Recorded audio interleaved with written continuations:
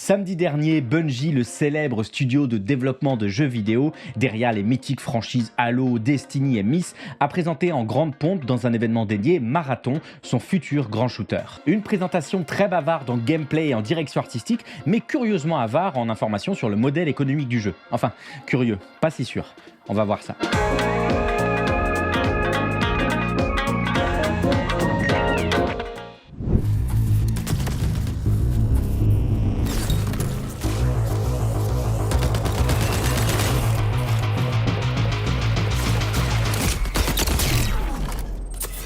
Si vous aussi, vous aviez toujours rêvé de pouvoir incarner des cyborgs à la direction artistique inspirée de Cyndi Lauper, période Girls Just Want to Have Fun, alors vous n'êtes sans doute pas passé à côté cette semaine de la présentation en grande pompe du jeu vidéo Marathon, dont vous venez de voir quelques images de gameplay à l'instant si vous suivez l'émission en direct ou en VOD. Marathon, le nouveau grand projet de l'emblématique studio de développement de jeux vidéo Bungie, derrière ces cultes franchises de jeux vidéo que sont Myst, Halo et bien sûr juste avant ce marathon Destiny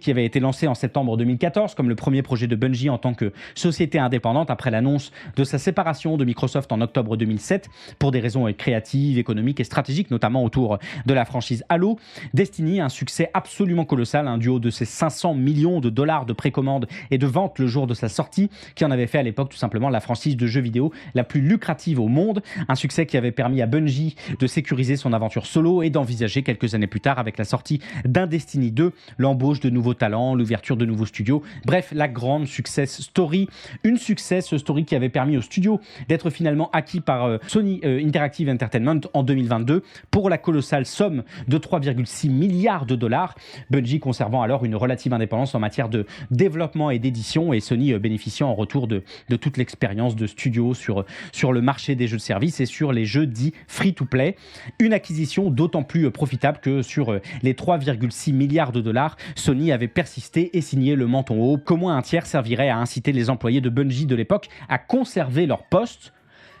Alors, certainement que Sony parlait des postes radio qu'ils avaient le droit de mettre dans leur carton de départ après avoir été mis à la porte, puisque Bungie, au-delà de ses franchises cultes, c'est aussi, et peut-être surtout ces dernières années, des vagues de licenciements et de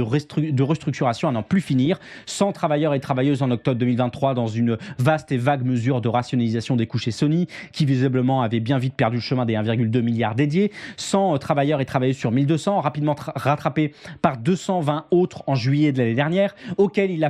fallu rapidement ajouter un processus de transfert direct, d'absorption vers le haut, vers Sony de 155 autres, le tout permettant, nous disait à l'époque Pete Parsons, le PDG de Bungie, de, je cite, recentrer le studio et son activité avec des objectifs plus réalistes et des finances viables. Vous avez vu, à force de la dire, celle-là, on ne sait plus trop dans quel épisode, dans quel numéro de Soft Power on est.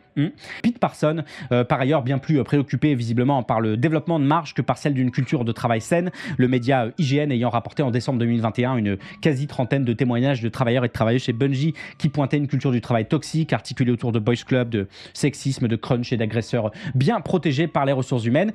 Est-ce que ça vous rappelle pas un autre studio de développement ?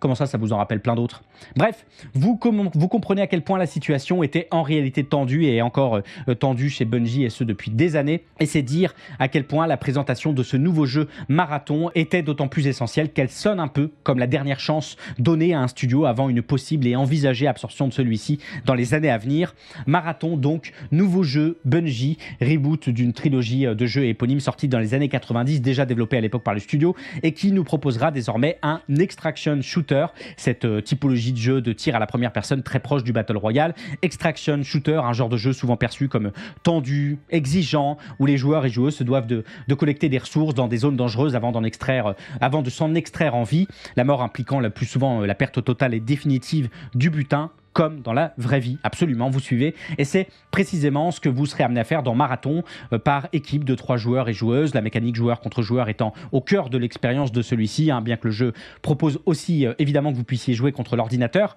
Je ne rentre pas dans les détails de ce qu'on a vu des mécaniques de jeu, mais sachez simplement que celui-ci disposera de 3 grandes maps à son lancement, dont une gigantesque permettant l'affrontement de 6 équipes de 3 joueurs et joueuses simultanés. Sachez aussi qu'une poignée de personnages, 6 pour être exact, seront disponibles jour 1 chacun et chacune avec leurs capacités uniques, influençant les dynamiques d'équipe et leur stratégie de jeu, auxquelles on peut ajouter la présence d'une barre d'endurance pour ces cyborgs qui fait de Marathon un jeu assez lent dans son déroulé par rapport à d'autres mastodontes survitaminés du genre, le tout soutenu par une direction artistique qui a beaucoup fait parler d'elle sur le web ces derniers jours, avec ses couleurs très vives et son orientation techno-orientaliste. Bon courage dans le lore du jeu pour justifier que ces personnages appelés des runners, censés extraire des choses le plus discrètement possible, on l'imagine, et pour modèles vestimentaires et colorimétriques plastique Bertrand, mais soit, admettons. Personnellement, moi, c'est une direction artistique qui me parle totalement, a fortiori qu'il faut dire qu'il a été spectaculairement bien mis en scène dans l'incroyable cinématique réalisée par Alberto Mielgo, réalisateur et animateur oscarisé connu pour ses travaux sur Love, Death and Robots et Spider-Man Into the Spider-Verse, en collaboration avec les studios d'animation Pikman TV, Illusorium et Agora Studio. C'est absolument sublime et si vous ne l'avez pas vu, je vous urge de jeter un œil au lien que je vous ai mis en description. Incroyable. Et tout ce travail autour de la direction artistique de Marathon, tout ce travail de qualité autour de ce court-métrage d'animation présentant l'univers du jeu articulé autour de la planète Tau Ceti 4 en 2893, tout ce travail était d'autant plus absolument essentiel pour cette présentation qu'il était avant tout un évident moyen de générer de la hype autour du jeu et de son plan décennal,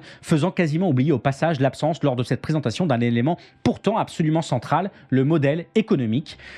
Un modèle économique précisément au cœur du game design de cette typologie de jeu, définissant à lui seul ce qu'un joueur peut perdre, gagner, acheter ou mériter, puisque lors de cette présentation de Marathon, pas une seule mention n'a été faite d'un quelconque prix ou d'un quelconque modèle économique pour l'avenir d'un jeu pourtant construit dès l'origine pour durer des années. Et si nombre d'analystes et de journalistes jeux vidéo ont pointé du doigt une forme de stratégie marketing cynique, d'un silence quasi honteux, rappelant fortement la présentation de la nouvelle console de Nintendo, la Nintendo Switch 2, présentée elle aussi en grande pompe il y a 2 semaines et tout aussi muette sur les prix, il me semble qu'on aurait à y gagner de moins donner au cynisme, ce qu'on peut aussi analyser comme le symptôme d'un moment charnière du capitalisme vidéoludique qui mêle transformation des régimes de rente, financiarisation et réorganisation des rapports entre producteurs, consommateurs et plateformes, puisqu'il en est bien fini, les gens, de cette économie du jeu vidéo pré-2010 où celle-ci était encore majoritairement structurée autour de la vente d'un bien unitaire dont le prix était structurant de la relation entre joueurs et éditeurs, bien sûr, mais aussi de la façon dont on parlait de jeux vidéo à l'époque, par son rapport qualité-prix, par sa durée de vie, souvenez-vous, par son contenu. Oui, sauf que traversé par diverses crises structurelles ces dernières décennies, le pari à haut risque qu'est devenu la vente d'un jeu unique a mené ce capitalisme vidéoludique à entamer une mutation profonde, passant de la vente d'un produit à la captation d'une rente. Autrement dit, il ne s'agissait plus et il ne s'agit plus tant de vendre un bien unitaire que de créer des dispositifs d'accumulation de valeur à long terme. La captation d'une rente de plateforme, lorsque le jeu devient un écosystème, une infrastructure que les joueurs habitent, c'est Fortnite, c'est Roblox, c'est Destiny 2, bien sûr, c'est Call of Duty Warzone, c'est Genshin Impact, qui ne sont plus seulement des jeux, mais des lieux numériques où l'on consomme, où l'on discute, où l'on performe. La captation aussi d'une rente de réseau, la valeur du jeu augmentant avec le nombre de ses joueurs, la captation d'une rente de données, les comportements des joueurs étant désormais analysés, optimisés, monétisés, la captation d'une rente d'attention, le temps de jeu devenant une ressource précieuse à capter et à retenir, et pour y répondre, la monétisation, une mécanique permanente intégrée à l'expérience, puisque dans ce nouveau régime, le prix cesse alors d'être un seuil d'entrée fixe, il devient une variable dynamique, souvent invisible, fractionnée, gamifiée. On parle ici de microtransactions, de battle pass saisonniers, de lootbox, de contenu cosmétique, mais aussi d'achat quality of life, de raccourcis, de boost d'expérience, etc., etc. Le prix étant alors distribué dans le temps, intégré à des boucles de gameplay, masqué derrière des modèles hybrides, dissolvant ainsi le coût dans l'affect, toutes ces mécaniques se renforçant et se réifiant entre elles, nous donnant ainsi l'impression que celles-ci sont toutes naturelles et légitimes, se croisant de fait en permanence dans l'interface et nous poussant peu à peu à les intérioriser comme une composante normale de l'expérience de jeu. Mécaniques qui s'inscrivent dans une variante vidéoludique de la grande tendance à la plateformisation de la production culturelle, illustrant que si les boutiques en ligne se gamifient avec le temps, les jeux les plus rentables, eux, sont désormais eux-mêmes de gigantesques boutiques, obscurcissant toujours davantage la consommation en médiatisant celle-ci de telle façon qu'elle en devient presque invisible, participant toujours plus au passage des processus de fétichisation de la marchandise et masquant toujours davantage le travail et les conditions de travail de celles et ceux qui participent pourtant à leur remplissage. Souvenez-vous de ces témoignages de 2019 de développeurs et de développeuses de chez Epic Games qui déclaraient travailler jusqu'à 100 heures par semaine sur Fortnite pour constamment en développer le contenu pour les prochaines saisons et pour le Battle Pass, et ce pendant des mois. Quelle plaisir. Et c'est dans ce cadre, les gens, que la silenciation du prix de Marathon lors de sa présentation n'était pas une erreur, pas plus qu'un silence honteux. Elle était et est la part de plus en plus indispensable de cette stratégie de glissement du prix à la rente qu'on observe depuis des années dans le jeu vidéo et dans d'autres industries culturelles par ailleurs, dans un contexte vidéoludique mondial où les jeux avec lootbox, les jeux avec monnaie numérique, avec Battle ou Even Pass constituent désormais la majorité des revenus de l'industrie du jeu vidéo, un régime d'opacité des modèles économiques qui travaille à désymboliser l'acte de consommation. Le joueur n'achetant plus un jeu, il rejoint une communauté, il s'engage dans un monde persistant, il participe à un événement. C'est beau ça, il participe à un événement, un régime d'opacité en cohérence avec une économie de service où l'abonnement remplace la transaction, où le prix est désormais flou, modulable, soumis à des options, des paliers, des bonus, transformant toujours plus un rapport social d'extraction de valeur, d'enfermement sur une plateforme, de marchandisation du temps en un objet séduisant, mystifié et le plus possible cool. Et quoi de mieux pour coolifier tout ça, les gens, qu'une bien belle direction artistique, une séquence d'animation exceptionnelle, tout un tas de gens très superlateurs et surtout pas de mention à un quelconque modèle économique lors de la présentation de ce marathon, modèle économique de marathon à propos duquel on a tout de même eu quelques petites indiscrétions a posteriori grâce à des petites gens de chez GameSpot et d'autres médias qui sont allés tirer les verres du nez de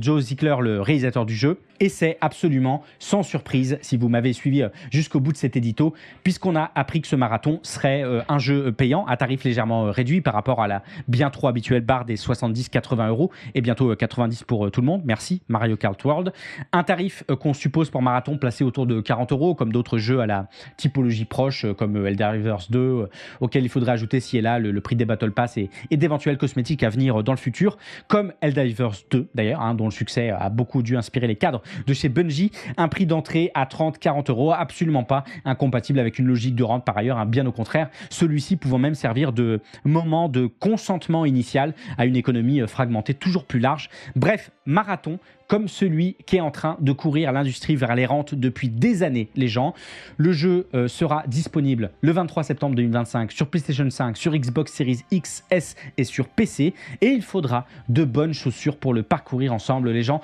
même si ce sont jamais les joueurs qui tiennent la ligne d'arrivée, mais ceux qui balisent la route.